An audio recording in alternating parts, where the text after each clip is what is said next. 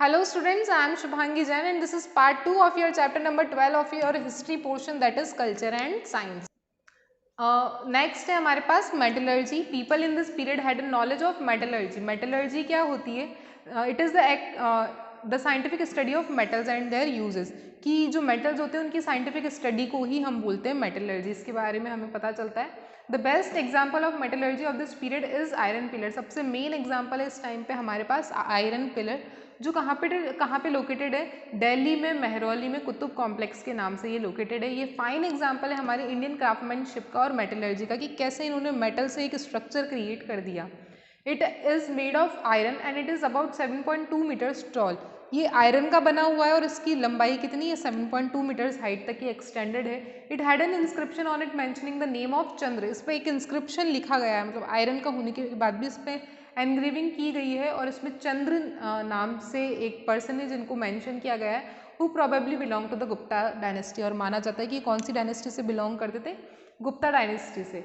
The most amazing fact about this pillar is that it is still not rusted after all these year.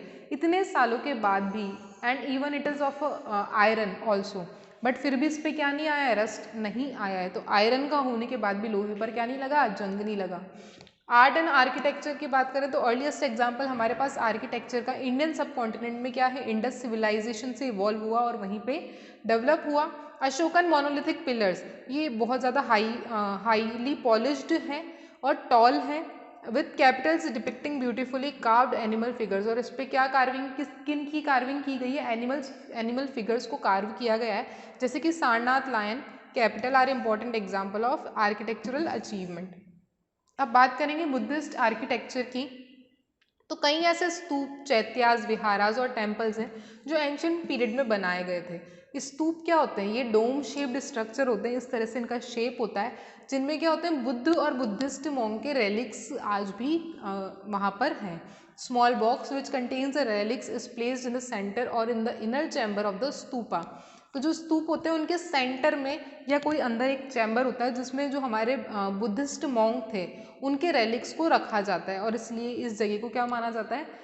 Sacred माना जाता है. This may contain the bodily remains such as bones. इसमें माना जाता है कि जो Buddhist monk थे, साधु थे, उनके रिमेनिंग जो रिमेन्स होते हैं, जैसे कि उनकी बोन्स, उनके टीथ और उनके एशेस, वो सब इसमें स्टोर किए जाते हैं इन चैम्बर्स में. या फिर ऐसे ऑब्जेक्ट जिनको बुद्धिस्ट मॉन्क ने, उन साधुओं ने यूज़ किया होगा, उन सबको आज भी स्टोर करके रखा हुआ है. यही उनके रेलिक्स है जिनको कहाँ रखा जाता है? उन जो हमारी स्तूप हैं उनके सेंटर में उनको रखा जाता है और उनको पूजा जाता है.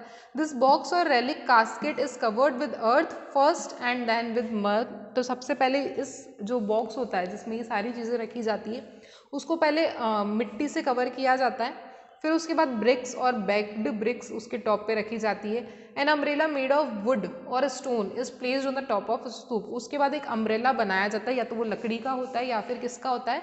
पत्थर का होता है, और उसको स्तूप के ऊपर प्लेस किया जाता है. अब pradakshina path surrounded by railings is built around the stupa. और फिर स्तूप के अराउंड एक रेलिंग बनाई जाती है जहाँ पर हम क्या देते हैं? प्रदक्षिणा देते हैं, यानी सर्कुमैम्बुलेशन देते हैं as a mark of devotion. और उनके आसपास हम क्या लगाते हैं? चक्कर लगाते हैं एज अ पार्ट, और माना जाता है कि हम आउट ऑफ डिवोशन करते हैं. जो डिवोटीज होते हैं वो क्लॉकवाइज डायरेक्शन में स्तूप के अराउंड घूमते हैं. Gateways are set up at the entrances. जो गेटवेज होते हैं वो एंट्रेंस पे ही बनाए जाते हैं. The railings and gateways of the stupas depict various scenes and episodes from the life of Buddha. और इन्हीं गेट्स पर क्या देखने को मिलता है हमें?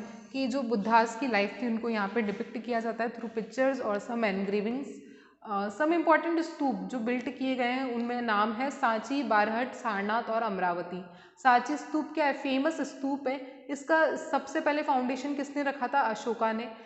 उसके बाद जो आगे के जो रूलर्स आए उन्होंने इसको कंटिन्यू किया और कंप्लीट किया. विहारास, चैत्यास ये भी बनाए जाते हैं. द अर्लियर स्ट्रक्चर्स पहले किससे बनाए जाते थे? ये वुड से. लेकिन फिर धीरे धीरे इसमें हमने रॉक कट विहारास बनाना चालू किया, यानी पत्थर से बनाना चालू किया. और इसके एग्जाम्पल्स हम देख सकते हैं अजंता और एलोरा केव्स में और Karle. Early Hindu literary architecture की बात करें तो after Buddhist we have Hindu architecture. Hindu temples जिसमें हम गॉड जैसे कि शिव, विष्णु और दुर्गा को पूजते हैं, उनके ये टेम्पल्स बनाए जाते हैं, मंदिर बनाए जाते हैं. देवर बोथ रॉक कट टेम्पल्स, या तो ये फ्री स्टैंडिंग टेम्पल होते हैं या फिर इनको रॉक की कटिंग कर करके बनाया जाता है, यानी कि एक ही रॉक है और उसको कट करके और उसमें उसको मंदिर का एक शेप दिया जाता है, या फिर हो सकता है कि ये फ्री स्टैंडिंग टेम्पल्स भी हो सकते हैं।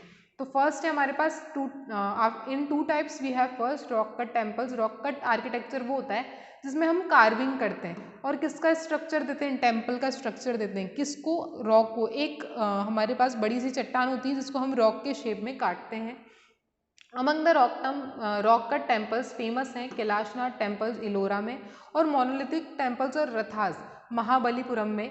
ये क्या है, इंपॉर्टेंट एग्जाम्पल्स है हमारे पास रॉक कट टेम्पल्स के। सेकंड है हमारे पास free standing the Ellora caves have Buddhist, Jain and Hindu monasteries and temples. इसमें हमें हिंदू मोनास्ट्रीज और टेम्पल्स देखने को मिलते हैं। The Kailashnath temple dedicated to Shiva is at Ellora, और ये कहाँ पे है, इन एलोरा है। It was build by Rashtrakutas and is carved out of single piece of rock. ये राष्ट्रकूटास के थ्रू बनाया गया था और ये पूरी एक रॉक है, सिंगल पीस की रॉक, जिसको कार्विंग करके स्ट्रक्चर दिया गया है।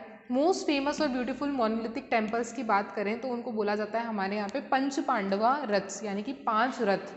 दे are named after the 5 Pandavas brothers and Draupadi. इनको 5 पांडव ब्रदर्स और द्रौपदी के नाम पे नाम दिया गया है। They were made during the reign of the Pallavas. इनको पल्लवास के टाइम पर बनाया गया था। हर रथ की कार्विंग एक ही स्टोन पे की गई है, यानी एक ही स्टोन को कट करके किसका स्ट्रक्चर दिया गया है, रथ का स्ट्रक्चर दिया गया है। The Dharmaraja Ratha named after the eldest Pandava brother is the largest among them. और सबसे बड़ा रथ कौन सा है इनमें से, धर्मराज रथ, जो किसके नाम पर है, जो पांडवास के एल्डेस्ट ब्रदर थे। तो हेयर यू कैन सी ये क्या है, धर्मराज रथ है मामलापुरम में। नेक्स्ट है हमारे पास free standing temples in North India. The Bhitargaon temple near Kanpur. Kanpur में भीतरगांव टेम्पल है। देवगढ़ टेम्पल है झांसी में, और सांची का जो टेम्पल है, ये फ्री स्टैंडिंग टेम्पल्स की कुछ एग्जांपल्स हैं। ये किससे बने हुए हैं, ब्रिक्स और स्टोन से बने हुए हैं। साउथ इंडिया में the shore temple at Mamallapuram and temples built by Chalukyas at Aihole, Pattadakal and Badami are the main examples of free standing temples. तो ये हमारे पास देवगढ़ का टेम्पल है इन झांसी। फीचर्स की बात करें तो जितने भी टेम्पल्स होते हैं इस टाइम के, उनके फीचर्स सेम हैं। जैसे कि सब में क्या होता है, गर्भगृह होता है, where the image of main deity was place, जहाँ पे भगवान को रखा जाता है, उस मेन जगह को क्या बोलते हैं हम, garbhagriha. This was the most important part of temple. माना जाता है कि सबसे इंपॉर्टेंट पार्ट है टेम्पल का। It was here that the priest perform the religious rituals and devotees came to offer prayers.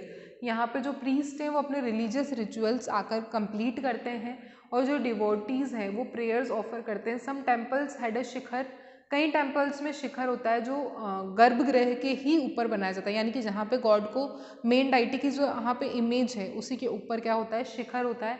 A mandapa assembly hall was also built in some temples where people assembled and prayed. तो एक मंडप यानी कि assembly hall भी बनाया जाता है temples में, जहाँ पे लोग बैठकर क्या करते हैं, प्रेयर्स करते हैं।